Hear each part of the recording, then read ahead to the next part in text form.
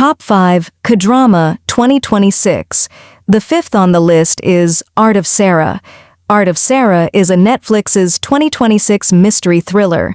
A woman is found dead. The problem? The woman she was supposed to be walks into the police station 3 days later. Each episode reveals a new name: Mok Ga-hui, the indebted department store worker; Kim Yoon-jae, the loan shark's fake wife; Sarah Kim, the brand president; Kim Mi-jong, the counterfeiter. How many people can one woman be? Sarah isn't a villain or a victim. She's a survivor of poverty who weaponized luxury culture. She chooses to be convicted as Kim Mi-jong, the murderer, rather than let boudoir collapse. Did she kill the real Sarah? Is she the real Sarah protecting her legacy? The DNA evidence is destroyed.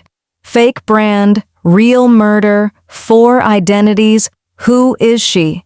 The art of Sarah is what happens when a woman decides the only way up is to invent herself entirely, and then someone ends up dead wearing her face.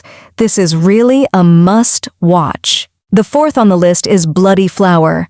A man is arrested mid-surgery. Behind him, a freezer holds 17 body parts. He tells police he's not a killer, he's a doctor, and he can prove it because 6 of his victims are now cancer-free. Prosecutor Cha wants the death penalty. Lawyer Park needs Woo Gyum alive to save his daughter's brain tumor. Is he a psycho? Wait, his cures actually work? He was a Cheum Group experiment victim himself. Park Han-jun takes a bullet for Woo Gyum, a former prosecutor shielding a convicted killer. Then Woo Gyum jumps off a bridge. 17 murders, real cures, R.H. Null blood. Is he the hero? Bloody Flower isn't a whodunit, it's a should he.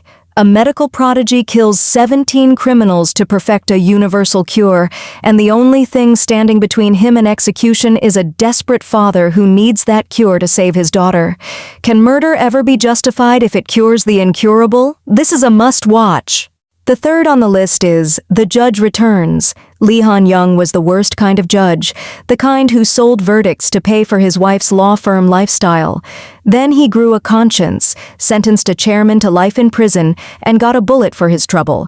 He wakes up in his own past, 10 years earlier, on the first day of his worst decision. Now he has 14 episodes to fix what took him a decade to destroy. He isn't a hero. In his first life, he married the daughter of a law firm CEO and used his authority for their gain. His second chance isn't redemption, it's reckoning.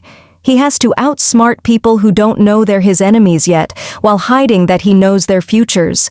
The shadow government isn't one villain, it's a network. Former presidents, Supreme Court justices, conglomerate chairmen, and ruling party leaders.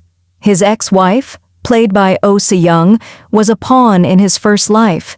In his second, they meet before the corruption hardens. Can he save her from becoming what she was?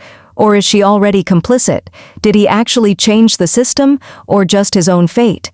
The Judge Returns is what happens when a man who sold justice for a decade gets murdered for doing the right thing once, and wakes up with a chance to burn the whole corrupt system down, one verdict at a time. This is a must-watch. The second on the list is Phantom Lawyer. Shin Il-rung failed every job interview in Seoul because his last name is cursed. His father was a prosecutor who died in disgrace, accused of taking bribes. So Il-rung opens his own firm in a former shaman's office. First client, a ghost. First case, medical malpractice. First problem? The ghost is an ex-gangster who wants to possess his lawyer's body to beat the surgeon who killed him. When ghosts possess Il-rung, he gains their memories, skills, and trauma. He doesn't just see them, he becomes them. This creates courtroom moments where a timid lawyer suddenly talks like a dead gangster or dances like a murdered idol trainee. Visual, funny, and emotionally devastating. Episodes 12 to 13 feature Yoon Shi-ho, a boy kidnapped and murdered by a police officer. This case shifts the tone from dramedy to pure horror and forces Il-rung to confront the limits of legal justice. Perfect for The Episode That Changed Everything video. Episode 10 brings a shocking moment when Il-rung sees his father's spirit, played by Choi Won-young in a special appearance. Did Il-rung clear his father's name? Or did he learn that some corruption can't be undone, only understood. Phantom lawyer is what happens when a failed attorney moves into a shaman's office and discovers his real clients are dead, and they're not leaving until he wins their cases, even if he has to let them wear his body to do it. This is really a must-watch. The first on the list is Perfect Crown. Song Hui-ju runs a billion-dollar beauty empire. She graduated top of her class. She built her company from nothing. But in Korea's constitutional monarchy, she's still a commoner, and her father's will gives everything to her half-brother because his mother was a noblewoman. So Hui-ju does what any rational CEO would do. She marries the most powerful man in the country. The catch? He's a prince who can't inherit the throne, and he hates his own life as much as she hates hers. It's not a romance, it's a business merger. She gets royal status, he gets a political ally who doesn't care about his title. The fake-to-real transition happens through shared trauma, not chemistry. The Queen Dowager, Gong Seung-yeon, sees Hui-ju as a threat to her toddler son's succession. The Prime Minister, No Sang-hyun, is Eon's best friend, until he isn't. The show filmed at Gyeongbokgung Palace, Hwasong Fortress, and a custom-built palace set in Wonju that was demolished after filming.